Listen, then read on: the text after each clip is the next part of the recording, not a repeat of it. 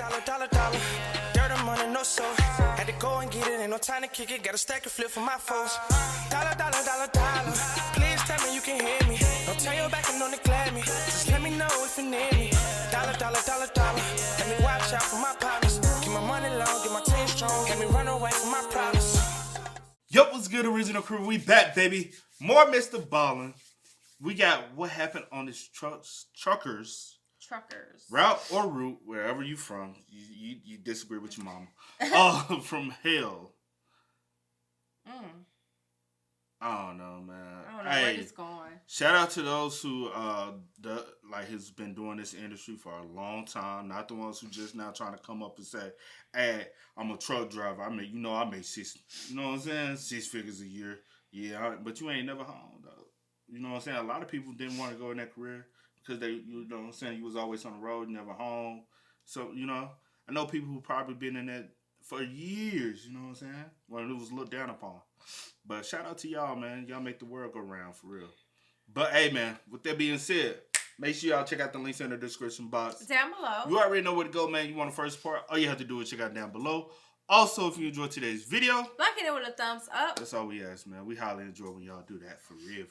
But hopefully this is a good one. Last couple weeks been good, man. Ballen been on his shit lately, man. Y'all salute him, man, for real. Make sure y'all go like his too, man. Facts. But you ready? I'm ready. Let's go. One morning in 1995, two campers were inside of their little nylon tent inside of this huge forest in Arizona when they started to hear this loud rumbling sound. And so, curious, they unzipped their tent and they looked in the direction the sound was coming from, and it was coming from this dirt road, kind of straight up ahead of them. And at first, all they could see was this huge dirt and dust cloud kind of barreling towards them. And then in the middle of this cloud, suddenly something appeared that both of these campers knew should not have been in this forest. And so seconds later, this thing blew past them and disappeared into the trees in the other direction. And for a moment, the two campers had no idea what to do. They began to kind of rationalize why this thing was here, but before they got very deep into that conversation, they began hearing the rumbling sound again, and they looked, and sure enough, the big thing was coming back. But before we get into that story, if you're a fan of the strange, dark, and mysterious delivered in story format, then you've come to the right place, because that's all we do, and we upload once a week. So if that's of interest to you, please replace the like button's maple syrup with brake fluid. Also, please subscribe to our channel and turn on all notifications so you don't miss any of our weekly uploads. Okay, let's get into today's story.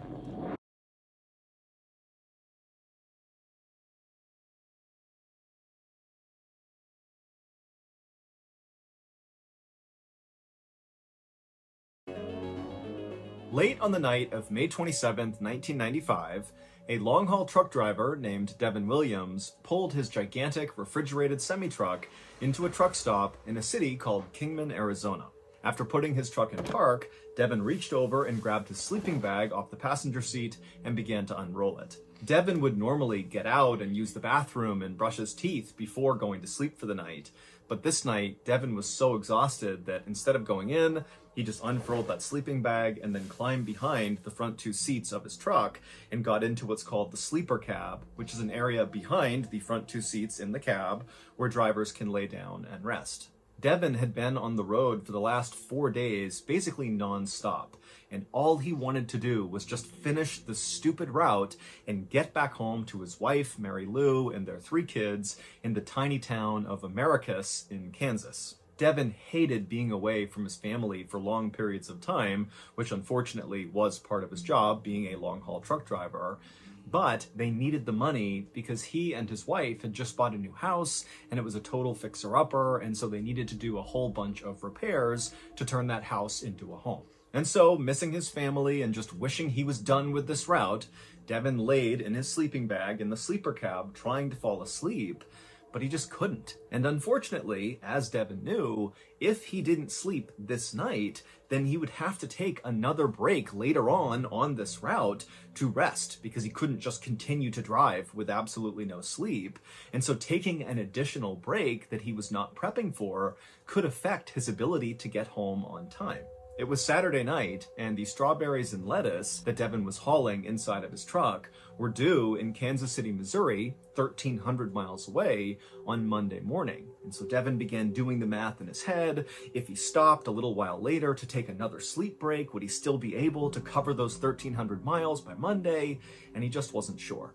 Everybody at the trucking company where Devin worked knew the 29-year-old as being very easygoing and good-natured. Trucking was very hard. People drove insanely long hours on very little sleep, and some people even took drugs to stay awake even longer to make sure they hit their deadlines. And so truckers have kind of earned the reputation of being very rough and tough people. And Devin certainly looked rough and tough. He was this big guy who wore cowboy hats. He had a big Fu Manchu mustache. He had tattoos. But in reality, despite how he looked, he was actually like a gentle giant. And really all he talked about were his kids, who he was totally devoted to. The only time anyone at this company saw Devin get mad was when his work interfered with his ability to see his family. And now, as Devin tossed and turned inside of his sleeper cab, he was getting mad because he was thinking this stupid route and his inability to sleep during this particular break was very likely going to interfere with seeing his family.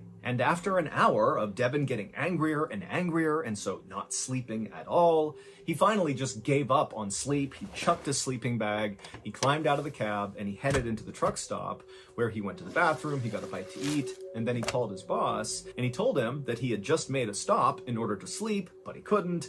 And so he was just going to hit the road again. But don't worry, even though I need another break in order to sleep, I will be in Kansas City on Monday morning with this delivery on time. After speaking to his boss, Devin left the truck stop, climbed back into his truck, he fired it up, and then before long, he was back on the highway driving east. Devin's boss was a guy named Tom Wilson, and he didn't find anything unusual about this phone call he got from Devin.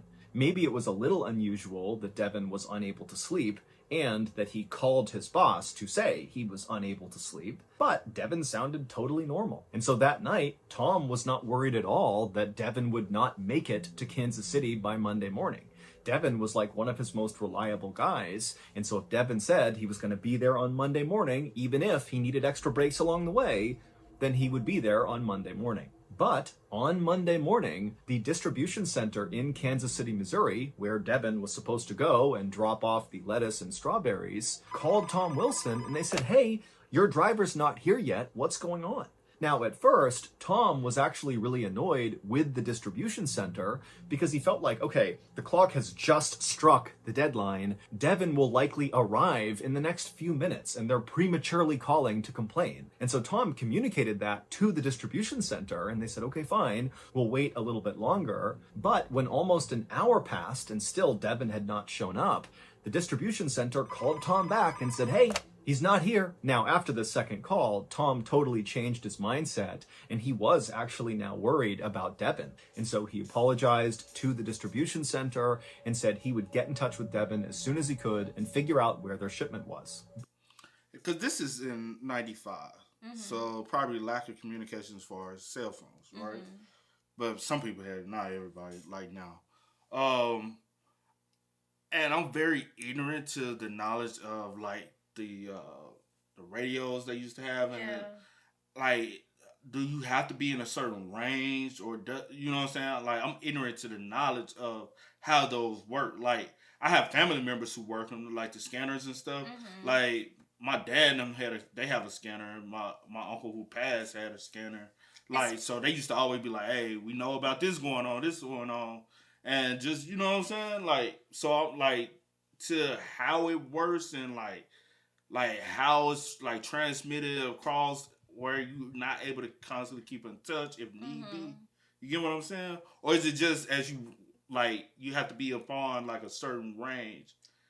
Maybe somebody can kind of like fill that information in for me in the comments, because in my head I'm like, shouldn't they been able to have communication like with him and his boss? Yeah, like with this. Like, nowadays, they could just call you up while you riding and you can answer. I used to think that you can only talk to, I mean, I could be wrong. Within a certain radius. Yeah, I thought you could like talk to other truckers, maybe like on the road within a certain. Yeah. But again, I don't know. Like long distance, can you not just hit a thing and it But it connects. should be still able to. That's why I said my ignorance. But I don't know because I don't know how that works, and then definitely how it was then. Yeah. So I don't know. Because it's 95. I can't even imagine like communicating in 95 and how y'all was able to make it work. Because like when I got to the age where we really like besides pagers and stuff, you know what I'm saying? I know y'all had that, but when I got to the point where like, hey, I need constant communication. We had cell phones. Yeah. So it might not be what we got now, but we had the text age, you know what I'm saying? Like Nokias and stuff was popping. I have a little pager. Shut up! You ain't got no pager, I bro. did have a little page. You ain't never get paged on that bitch, man. Shut up. You had the little pager that had some gum in it. You don't remember? I do remember. Center and said he would get in touch with Devin as soon as he could and figure out where their shipment was. But Tom couldn't just call Devin and ask where he was and what was going on because this was back in 1995. They didn't have cell phones, and so Tom basically just had to wait for Devin, who's out on the road somewhere, to stop somewhere and call Tom to tell Tom what's going on. And so all day Monday, Tom sat at his desk waiting for a call from Devin. And when he didn't get a call from Devin, Tom began calling his other drivers all over the country, asking them if maybe they had had some sort of interaction with Devin and knew where he was and why he had not made it to Kansas City on time. But none of the drivers had any idea what was going on with Devin. No one had spoken to him. Then, that evening, Tom got a call, but it was not from Devin. It was from Devin's wife, Mary Lou. And she was calling to say, where's Devin? He was supposed to be home by now, and he's not. I haven't heard from him in days. What's going on? And at this, Tom suddenly thought, okay, we have a real problem here. And so when Tom explained to Mary Lou what was going on with Devin, how he had missed this deadline, Mary Lou panicked and immediately called the police. A little while later, a police officer in Americus, Kansas, arrived at Mary Lou's house to take down the missing person report. And after they did that, the deputy assured Mary Lou that very likely her husband would be found and he would be just fine. And so they explained to Mary Lou that what they would do is put out an alert to all the different police departments that fell kind of roughly along the route that Devin's truck had been on and see if any of them had had some sort of interaction with Devin. You know, maybe he got into an accident, maybe his truck broke down and he was stranded somewhere, you know, maybe he was hospitalized, who knows? But very likely one of these police departments would know where Devin was. And sure enough, after this alert went out, the officer got a call back very quickly from a sheriff's department in a place called Coconino County, Arizona. Coconino County was located 200 miles to the east of Kingman, Arizona, which was where Devin had been on Saturday night but couldn't sleep and then called his boss to say he was going to hit the road again. But interestingly, the sheriff's department in Coconino County made it very clear to the police officer in Americus, Kansas, that they had no idea where Devin was, but they definitely knew where his truck was. In fact, basically everybody in Coconino County knew where Devin's truck was. It was all anybody in that county was talking about. Because on Sunday, so the day before Devin was reported missing, somebody driving Devin's truck spent the entire day terrorizing hikers and campers inside of the Tonto National Forest in Coconino County. The Tonto National Forest, which is 600,000 acres of just rugged wilderness preserve, was nowhere near Devin's trucking route. In fact, it wasn't near any trucking route ever. It's like 20 miles off of the highway, and the roads in the forest are barely wide enough to support small cars going through, let alone a 48-foot long, massive 10-ton semi-truck like Devin was driving. But on Sunday morning, so roughly 8 hours after Devin had called his boss Tom, two hikers named Lynn and Jack Yarrington were in their tent inside of Tonto National Forest, just having a nice time. It's peaceful, it's quiet, and they're right near this dirt road that kind of bent around a corner. And suddenly, they began to hear a rumbling sound coming from one end of this road. And so they were in their tent, they unzipped it, they looked out, and at first, all they saw on the road coming in their direction was this huge cloud of dust and smoke. And then through the dust and smoke came Devin's humongous truck blazing down this road at practically full speed. And at first, Jack and Lynn are like, how is this truck even in the forest? How did it get here? How did it actually manage to drive to this point? And after Devin's truck whizzed past them and blazed off in the other direction out of sight, Lynn and Jack weren't scared or worried. They were just totally confused. And so they began speculating, like, well, maybe the driver got lost and they're trying to find a place to turn around or something. And sure enough, a couple of minutes later, they heard a rumbling sound and they saw another cloud of dust, and it was Devin's truck now coming back in the other direction on the same dirt road. And so Jack and Lynn, they kind of backed up behind their tent and they watched as this truck blazed past them again, flying out the other direction.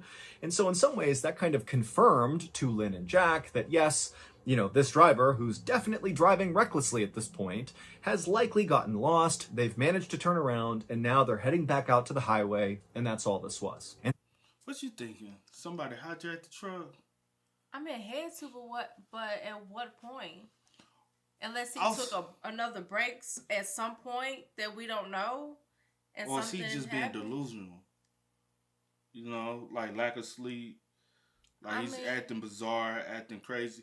Because at one point in my head, I'm like, did he lose control of the truck? The truck is drifting by itself. But now it's the truck, because he said that the sheriff was like, we know where the truck is at, but we don't know where he's at. That's what I'm saying. Do you just see the truck in passing, or now is the truck at a standstill, but no one is in it? Which would be, and that's when I was like, because he possibly lost control. I said, but the truck would have crashed by then. You know what I'm saying? So, and then when I thought about it, I was like, but it turned around, so somebody had to be driving it, right? I mean, yeah, I would think so. This is bizarre. Know. All of a sudden, as they're kind of chatting about it and laughing about it, they hear the sound of the truck coming back again. And they look up, and sure enough, there's Devin's truck barreling down the road again. Except this time, Jack and Lynn, they looked where Devin's truck was going, and they saw there was a small sedan coming up the road in the opposite direction. So Devin and the sedan are going to collide, and because this road was actually on a turn, the driver of the sedan couldn't actually see the truck, and the driver of the truck, whether it was Devin or somebody else, couldn't see the sedan. And so both drivers are driving towards each other without realizing it, and so Jack and Lynn, they jump up, they begin screaming and yelling at the driver of the truck to slow down, but the truck didn't slow down. It just continued coming down the road, and the sedan driver, he saw Jack and Lynn flailing their arms and trying to get somebody to stop on the road. Right. And so sensing there was another car, the sedan came to a full stop, and then right in front of them, they saw this truck come barreling around the road, and so the sedan began backing up wildly, trying to get out of the way of this huge truck, and then finally, the driver of the sedan just cut the wheel and peeled off the side of the road into the brush, and right as they did, the truck, which had not slowed down at all, even though the driver could have clearly seen the sedan, just whizzed right past the sedan and would have smashed into it if the sedan had not jumped off the road. The driver of the sedan got out of the car, and when Jack and Lynn ran up to him to make sure he was okay, he would tell them that he got a good look at the driver of the truck as he drove past him, and he told them that the driver was just gripping the wheel, looking totally straight ahead, no expression whatsoever, just barreling past him. It was like he didn't even look at the sedan. He was just going. A little later that day, and not... What? No, I was thinking, I'm like, do you think he possibly, because he mentioned earlier that some truckers, they take stuff to, I guess stay up. Do you think he probably took something? And like you said, he's kind of like... Because I know people who drive trucks, right? I know people who drive trucks too, yeah. And I do know they're supposed to take their rest, and a lot of them don't take their rest like they're supposed to because they got a deadline. Right. And... For whatever be it, they make a way to be, and I'll be like, y'all need to like chill, bro. Yeah. Because they like, I gotta make the deadline. If I don't make the deadline, I don't get paid. You know what I'm saying? So I don't know. I was just whatever thinking, it is. If he's the one behind the wheel, he's not in his right mind. If he is, yeah. But that's the thing. Far from where this incident had just happened on this road with Jack and Lynn and the sedan, there was this family that was hiking through Tonto National Forest, and they had arrived at this big, beautiful open field in the middle of the forest, and they planned to have a picnic in this field. But as they came out of the tree line and walked into this beautiful open high grass meadow area, they looked out and they saw, just kind of in the middle of the field, was this huge truck that made no sense. How in the world could this truck have gotten to this meadow? They didn't know. But they clearly saw there's a truck, and the father of the family, he saw there was a man standing next to this truck, just kind of looking away from them off at the mountains in the distance. And so this family kind of assumed that the driver of this truck had somehow gotten into this meadow and maybe their truck was stuck, and so now they need help. And so the father told his family to stay put for a second, and then he, on his own, walked across the meadow towards this truck. And as the father got closer, he did see that very clearly the truck was stuck in the mud. And so this driver very likely is stranded. And so as he got close enough, the father yelled out to this guy and said, "Hey, do you need some help? We can go back and call someone. What can we do for you?" But the man who was standing outside of the truck didn't even turn around to talk to this father. He just kept standing there motionless, looking off into the distance. And so the father made it about 5 or 6 feet away from this guy, and the father just stopped and very clearly said, "Hey, I'm talking to you. Do you need help?" And at this point, the man who was standing next to the truck, he turned around and he looked at the father. And immediately the father kind of backed up for a second because there was something off about this guy. The guy was just kind of standing there and he was staring at the father, and he opened his mouth like he was about to speak. But instead of speaking, he just kept opening his mouth wider and wider until it was as wide as he could get it. And then he began wiggling his lower jaw back and forth as fast as he could, and then clicking his teeth simultaneously. And so the father just began backing up like there was something wrong with this guy. And right as the father was about to just turn around and leave and go protect his family from this guy, the guy stopped with his mouth, and then he just stared directly at the father and said very calmly, "I didn't do it. They did it." Now, when the father heard this, he was already so weirded out by this guy that he didn't even have any questions to follow up with. Instead, he just turned and began running. I would have been Hey, you said they did it? out of that thing. They did it, my guy. You have it. Y'all have a nice day. Y'all figure it out. I called for help, but no, I'm gone. They did it. Y'all figure it out. I'm gone. I'm gone. Hey, sorry. Guy Not sorry. that he didn't even have any questions to follow up with. Instead, he just turned and began running back towards his family. And so feeling very unsettled, the family, they ran back to their car, they drove back home, and they called the police about this guy and his truck. It would take a deputy from the Coconino County Sheriff's Department a little while to finally navigate their way all the way out to this meadow where this truck and this guy apparently were. And when the deputy got there, they walked out into this meadow, and sure enough, just like the father had said, there was the truck stuck in the mud. And so the deputy began walking out to the truck, expecting to see the driver, this guy who the father had said was acting totally weird. But when the deputy got up there, he found the truck was totally abandoned. There was nobody in the cab, there was nobody nearby. It was just sitting here, but it was still running. And so the deputy tried to open up the cab, but it was locked. He did look inside, and everything looked very neat and orderly. And then he went around to the back of the truck, and he opened up the back doors, and he found the refrigeration unit was still on, and inside of this truck was lots and lots of strawberries and lettuce. So the deputy really didn't know what to make of this truck in the middle of the field, combined with this report that the father gave about this guy who was standing near it, acting totally weird. And so he just checked the license plate of the truck, and he ran it against his database to see if there were any matching reports of missing trucks or missing truck drivers, but there weren't any. Because remember, this is on Sunday this is happening, and it wasn't until the next day, Monday, that Devin was reported missing, and his truck was added to a list of missing trucks and missing truck drivers. And so the Coconino County deputy just called a towing company who came out and hauled Devin's truck out of the forest. And then 24 hours later, when Devin was reported missing, the Coconino County Sheriff's Department put it all together and contacted the officer in Americus, Kansas to say, okay, we do have Devin's truck, but we don't have any other answers for you. The behavior of the man who was driving Devin's truck through Tonto National Forest was so insanely out of character for someone like Devin that it seemed totally impossible that Devin could have done this.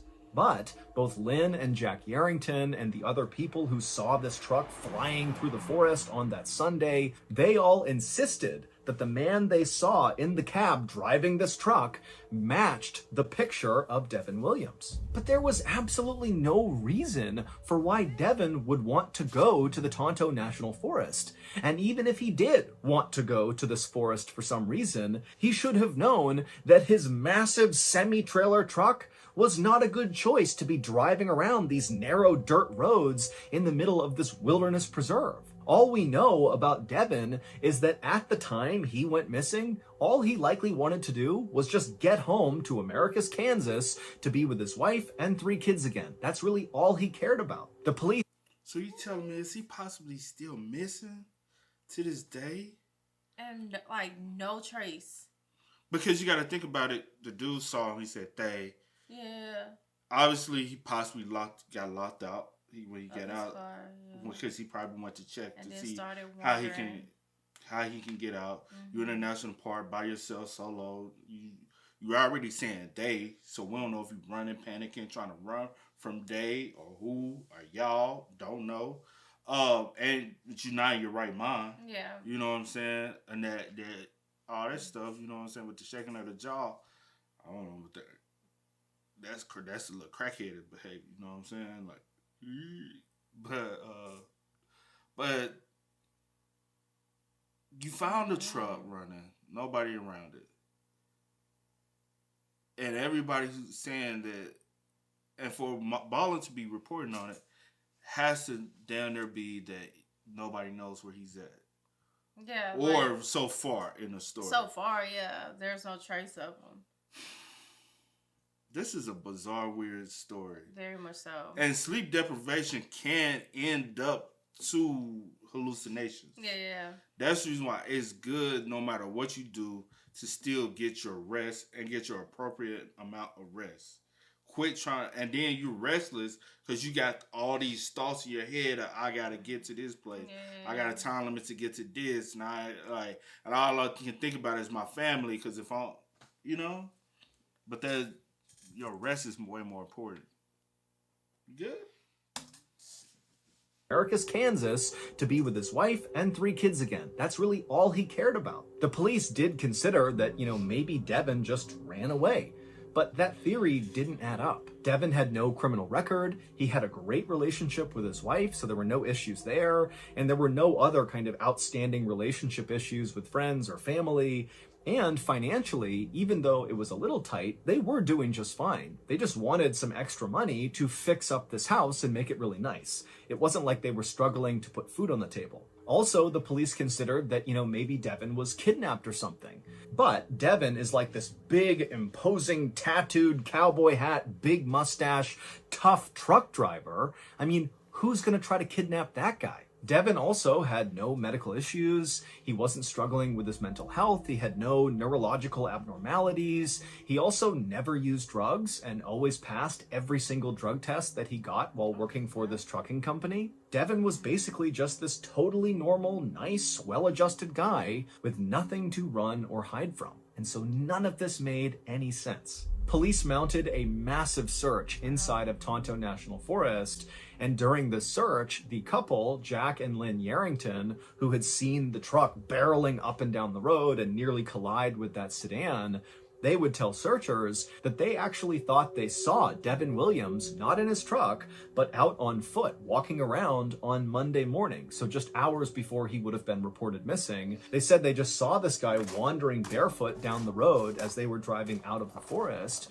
and they slowed down to ask him if he was okay, and this guy, who looked exactly like Devin Williams, responded by picking up a rock and throwing it at their car.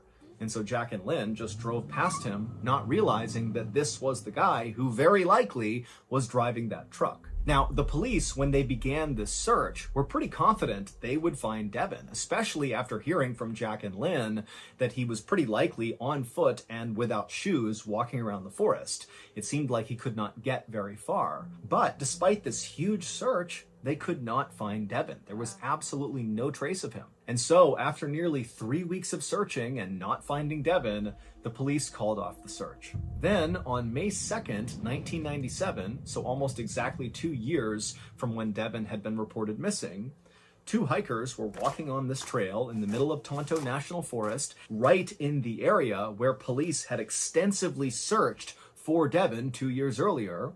These 2 hikers, they're walking on this trail, and up ahead they see there's this white thing right in the middle of the trail, just kind of sitting out. Now, this is a well-trafficked trail, and so they're wondering, what is this thing? And so they walk up, and they see this white thing is a perfectly intact human skull.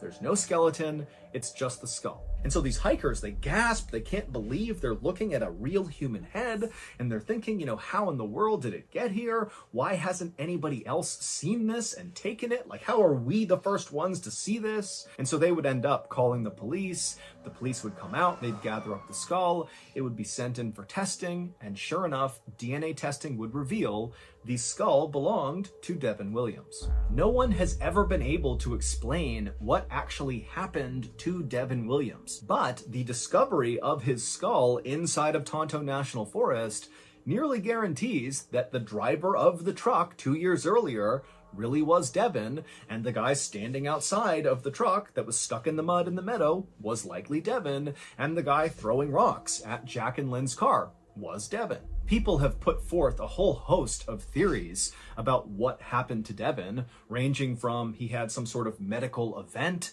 where he kind of lost his mind and that's what caused all this strange behavior, or maybe Devin was on drugs despite not having any history of drug use. Maybe he took a really strong drug and that's what caused him to do all this. And still others believe that maybe there's a paranormal element to this whole story, that perhaps Devin was contacted by aliens and that's what induced all the bizarre behavior, and then ultimately he was abducted by said aliens, and then somehow his skull wound up back on this trail in the middle of Tonto National Forest. And as crazy as that sounds, still to this day, no one has any idea what happened to him, so that theory is just as good as any other. Shout out to y'all conspiracies. So that's crazy. Shout out to the conspiracists who think that, dog. That last one. You know what's always so sad about stuff like this with the couple or friends or whatever finding the skull. You just thinking that the entire time the entire 3 weeks of y'all searching, he possibly was just right there. How you can be hiding in plain sight or tucked away somewhere, or was he hurt, or was he? I'm just trying to think of all the possible, the possibilities. Was he on another side that y'all weren't searching, or was he just wandering and y'all are going in one direction and he's going? I'm just trying to figure out maybe why no one ran into him and how many people y'all had searching and how far were y'all covering the grounds and stuff like that. But I don't know, it's just sad to for them to find his skull and to know that he was out there possibly the entire time. But so that's the theory you thinking? Possibility of the theory you think? I mean, I still don't know what happened to him per se. I'm pretty sure he just, with him being out there, it was from dehydration and starvation and stuff like that. But as far as the behavior itself, I don't know what that was from. I don't have any explanation for that. Because I got theories in my head. You say your theories. One thing, so the theory I'm thinking, sleepless night. He possibly said, "F it, let me just get back up and start driving." Right? Couldn't sleep. Mm-hmm. Let me just get back up and drive. Sleep deprived. He knew been sleep deprived. He's sleep deprived. So a lot of times when you sleep deprived, you start hallucinating. Mm-hmm. We don't know how long it's been since he actually hasn't had rest. Yeah. Mm-hmm. So that's just the misinformation we just don't have, or we will never have. So it's a possibility of that. So he started hallucinating, or also turned off on the wrong exit, or took a wrong turn. And with the sleep deprivation and you starting to hallucinate, he's panicking. You're seeing things that you think you're seeing. You're hearing voices you think you're hearing because you're 100% restless, right? Yeah. And even so, he's also panicking, trying to freak out how to get the hell up out where he's at. Yeah. That's the reason why he come blazing through, possibly. He like, oh, this road has to lead somewhere. Yeah. And then he came blazing back through. And you sleep. He has tunnel vision, right? So even when the car is coming, he like fuck the car, tunnel vision because he's so sleep deprived. He's not. Excuse me. Like his natural instincts and natural reactions are not there. Yeah. It's because he's oblivious. He's just going. A lot of us have gone times without sleep. Yeah. And once we lay our head down, we don't even know how we was able to go that long without the rest that we properly deserve. And a lot of people, you just push through. And then when you try to think back on it and try to remember everything you did, you really can't. You just know that you went through the motions. Yeah. And situation like this. Then when he's lost trying to walk out of there. That could also be the reason why he reacted to the car.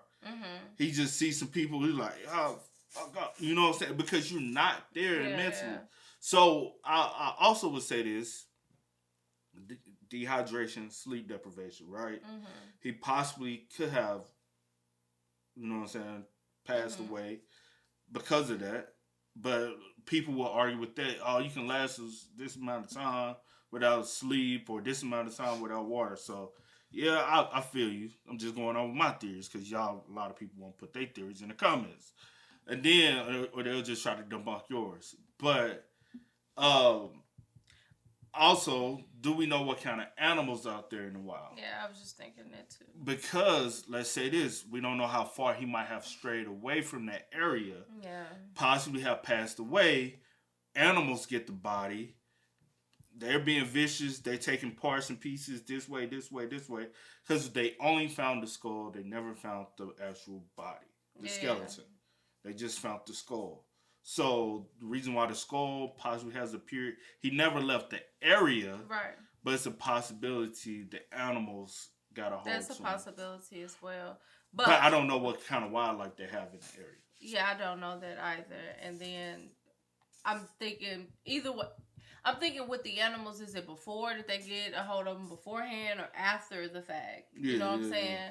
But yeah, again, I don't know what type of like animals they have in the area. But I mean, your theory is, that's a good theory with the sleep.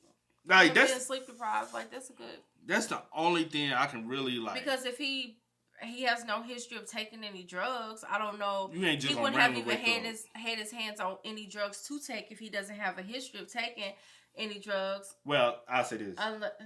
Back in the day, a lot of truck stops, people sat out there and they was, you know what I'm saying, serving the truckers up. So but again, like, what would even entice you to even want to buy drugs unless you was just like, man, I just really want to get home to my family. Yeah. Let me just this one time. But I don't know. Like, I would even jeopardize, you know, my job even taking the drugs. Because and with that, drug tests.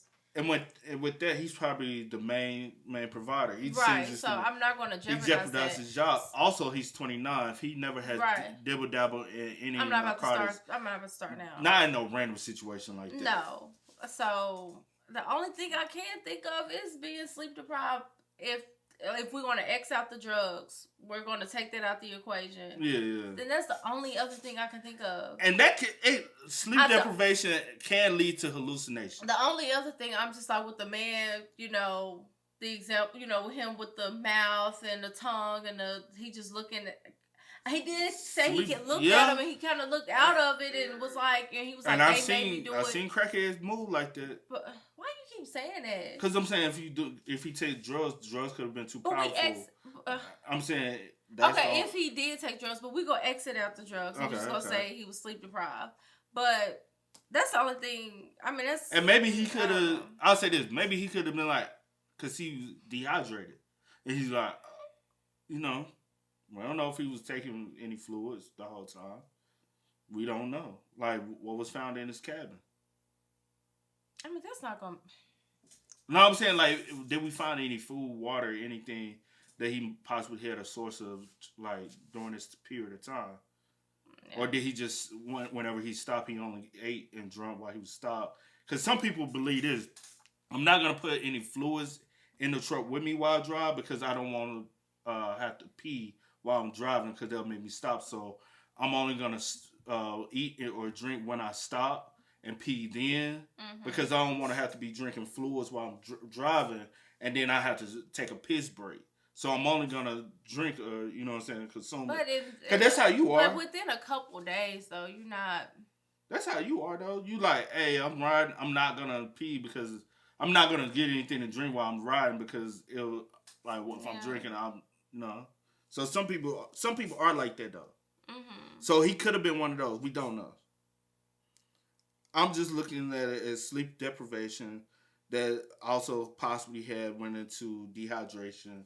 And lost confusionness. We don't know. He possibly could have got hurt while he was out there. Without having a full body skeleton, even that's still, we only have the skull. We really can't determine the cause of death. And with the dehydration and like the starvation, I was saying after the fact. Not, that's what not I'm saying. when people seen him. I'm saying from him probably passing.